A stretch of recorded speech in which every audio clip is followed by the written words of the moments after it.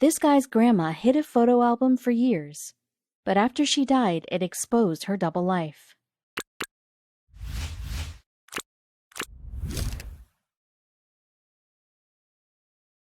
Leung Ping died at the age of 93, and it seemed that she'd lived a very full life indeed.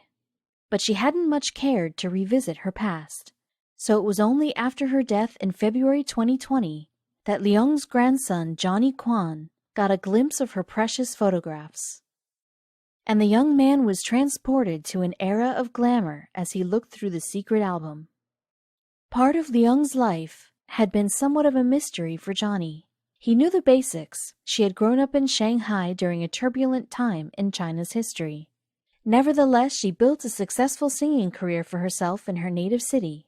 Leung had later fled to Hong Kong, then Singapore, before eventually retiring in the U.S. Leung had documented her formative years in a series of photographs spanning the decades. But she'd been reluctant to share these memories with her family, so it wasn't until Leung's death that they got to look through her precious memories, and the amazing pictures provided a window into another world. We'll discover more about these photos a little later, but let's first learn a bit more about Leung's grandson. According to his Facebook page, Johnny hails from San Jose in California, but now lives in Dublin, California.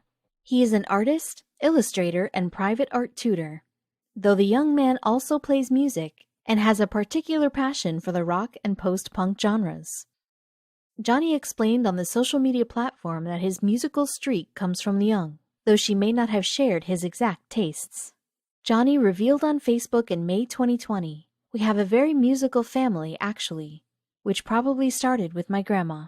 That's because Leung had established a career as a singer in her native Shanghai, becoming a famous Shideku vocalist in the 1940s and 50s. It seems that Leung continued to sing late into her life, and Johnny remembers his grandmother performing for him and his cousin when they were both small. In April 2020, he wrote on his Facebook, "She'd also play the piano and make us all sing along over her Christmas parties, too." Leung performed the odd concert when Johnny was growing up, but for him, she was just grandma. He continued, "She was a very proud woman, but to me and my sister specifically, and I think intentionally, Leung always came off as a simple, humble grandmother." But it seems that Leung also had a tenacious side too. A Facebook user asked Johnny what he was most proud of his grandmother for, and he replied, "My fondest memories of her are going to school with me and actually protecting me from bullies." Johnny had decided to open up about Leung in the months after she died. As we mentioned earlier, she passed away from natural causes in February 2020 at the age of 93. And following her death, Johnny had sifted through the countless photographs of Leung with the purpose of scanning them for her funeral. Interestingly, though, many of the photographs Johnny came across following Leung's death were completely new to him. In a self-penned piece, he revealed, "My aunt reflected how she once asked her if she could look at them, and she smirked. You can look at them when I go." So the family had needed to wait until 2020 before they could finally revisit Leung's past. Johnny and the rest of the family were transported to another time and place, completely, when they viewed Leung's old photographs. Many of the pictures, which were taken in the 1940s, 50s, and 60s, documented Leung's successful singing career. But before we get to the secret album, let's take a look back at her fascinating life. Leung grew up in Shanghai and was the family's fourth child. She was musical from an early age, showing a particular aptitude for singing. Leung would later attend the prestigious Shanghai National Music Institute, where she studied vocal music, choral skills, and piano. Leung's time at the Shanghai National Music Institute provided her with the perfect foundation on which to build her singing career. She was signed to Pathé Records, which later became EMI Group, at the tender age of 15. As a result, she began to juggle her studies with a recording career. She sang in the Shideku genre, a Chinese folk and European jazz fusion that had its roots in 1920s Shanghai. Leung enjoyed success as a Shideku singer. She had a number of hits during the period, such as Spring Does Not Come, My Youthful Days, and Wang Xiaojun. But the cultural landscape was about to change in China. and this form of music would soon be outlawed. Growing up in Shanghai, Leung had already experienced the hardships of the Second Sino-Japanese War, which raged for 8 years until 1945. At the end of World War II, China subsequently entered into a devastating 4-year civil war. This conflict saw the national government go head-to-head with the communists to gain control of the country. The Chinese Civil War came to its conclusion after the communist leader Mao Zedong established the People's Republic of China in October 1949. The nationalists then eventually retreated to Taiwan, following their defeat on the mainland. The cost of victory, though, was enormous. Communist figures cited 1.5 million dead and wounded in the People's Liberation Army alone. Around 5 million civilians also lost their lives due to disease, famine, and combat. The Communist Revolution in China brought the so-called Golden Age of Shideku to an abrupt end. The genre was denounced as yellow music, with the color being a colloquialism for pornographic in the country. Shideku was subsequently banned, and propaganda songs became the only officially accepted form of music. Leung's art form was under threat, and she relocated from Shanghai to Hong Kong during the early 1950s. The special administrative region belonged then to the British and had become a popular refuge for people fleeing China in the midst of the Civil War. So Leung was one of many from her nation to make Hong Kong home. But Hong Kong wasn't the only place Leung moved to after leaving her native China behind. She also lived for some time in Singapore, which, like Hong Kong, was ruled by Britain until 1963. After that, the city-state formed part of Malaysia, but Singapore gained its independence 2 years later. Leung was a well-known Shideku star, though she still found time to share her talent with others. The vocalist also taught singing in Singapore and acted as a music teacher in Hong Kong.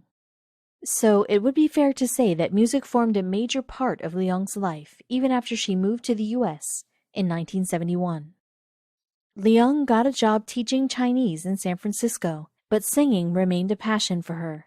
Indeed, she studied at a local music school, participated in choirs, and performed at restaurants. Leung was even invited to sing in places such as New York, Chicago, and Los Angeles, as well as in Canada and Australia. So, as we've seen, Leung had a long and successful career as a singer.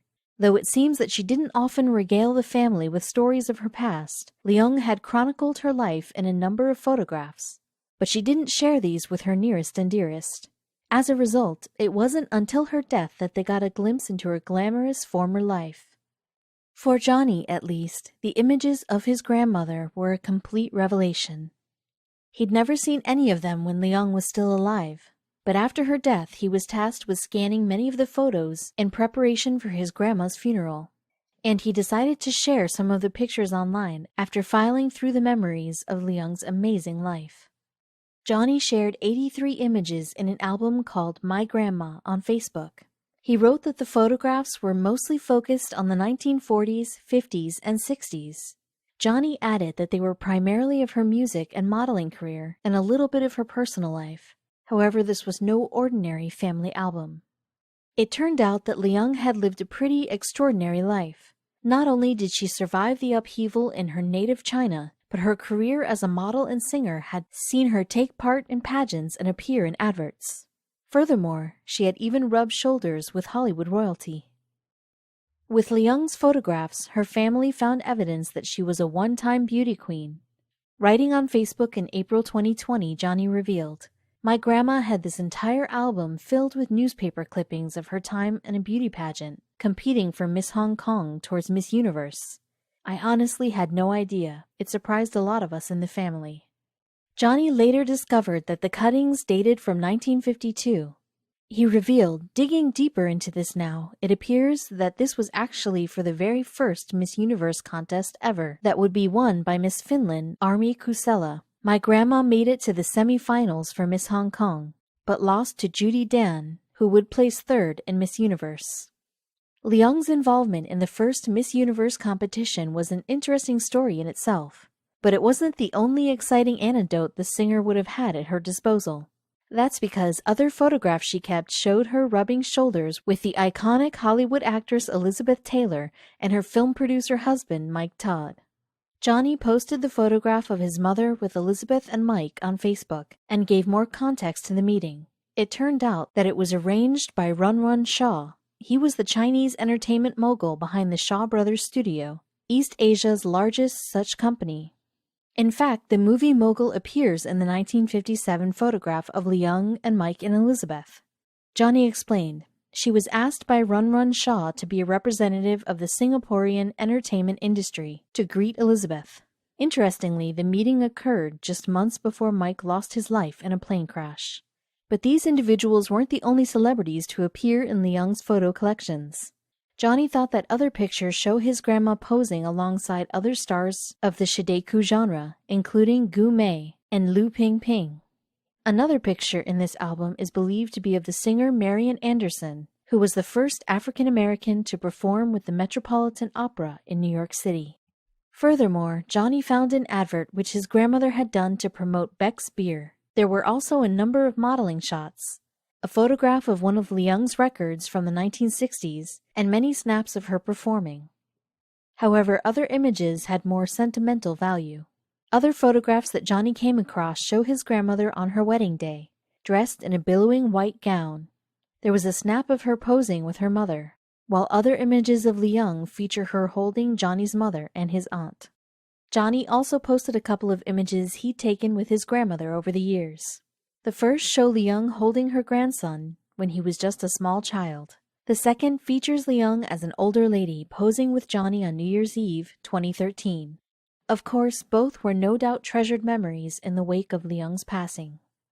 In fact, it seems the photos Johnny acquired following Leung's death helped him to see his grandmother in a new light. Though he had been aware of her success as a singer, it seemed he had not known just what a glamorous life she had lived. But the images gave Johnny a valuable insight into Leung's heyday. Johnny then talked about Leung's fame and success on Facebook. I knew. She'd like to brag about it to others as well. My sister interviewed her in 2008. I have her 2011 CD, too. However, to my sister, cousins, and I, she'd heavily downplay it. She was just a simple grandma to us, like anyone else's, who'd bake niang gao, buy us clothes, and protect me from bullies. Johnny had decided to share Leung's story online with the world after discovering his grandmother's legacy more fully. Not only did he post her photographs on social media, but he also shared links to some of Leung's music. In doing so, he perhaps introduced her songs to a whole new audience. Before long, the memories of his grandmother that Johnny shared on Facebook went viral. Leung's photographs were subsequently picked up by news outlets as far away as Thailand and China. And what's more, Johnny received a number of messages praising his relative's beauty, elegance, and talent. People were so taken with Leung's fascinating photos that there were some calls online for Johnny to make a documentary or write a book about his grandmother. However, he told fans that he was still considering his plans. When asked on Facebook what he intended to do with her legacy, Johnny added, "I'm still thinking on it, but we'll see where this